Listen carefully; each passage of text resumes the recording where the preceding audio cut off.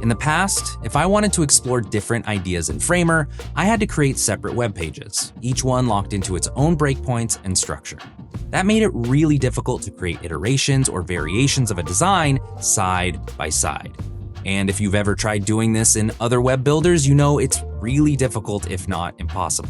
They just don't have the fidelity or creative tools to support real design exploration. But Framer is different.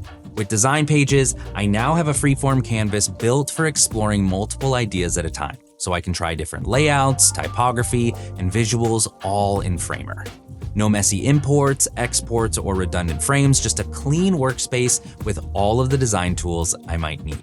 And with all of my explorations in design pages, I can easily compare, test small or bold changes, or even branch into a completely new direction without losing momentum. I can actually see Joseph's in there right now messing with one of the designs. Yeah, I'm just tweaking the headline placement here. The cool thing is I can do this live while Justin's walking through, so exploration and feedback can happen at the same time. No exporting, no waiting for a new file. We're both right here, making it happen now. Exactly. It's nice because every variation lives right here, side by side, all in one place.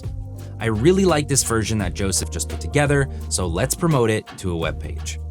I'll right-click on the design, hit Create Web Page, and just like that, we now have a real web page where we can start adding our breakpoints, turning the visual exploration into a fully responsive web design in just a few clicks.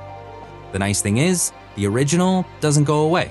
It's still in design pages with the rest, so we can always come back and revisit later. And design pages go beyond the web. You can just as easily use them for social images, organizing icon sets, or even style guide explorations. The kind of work that usually gets scattered across different tools, now all in Framer. Also, we understand that setting up grids, spacing, and layout rules can take time. Time you'd rather spend exploring brand visuals, typography, and style. You know, the fun stuff. So we made sure Wireframer worked seamlessly with design pages. Let's jump back over to Joseph, who has an example ready for us to check out. So I just asked Wireframer to create 3 simple portfolio page designs in dark mode. Instantly, it started creating them, placing each layout side by side on the canvas, and letting me know what it's doing every step of the way. In the end, I've got 3 unique layouts ready to iterate and make my own. No blank canvas, no wasted time.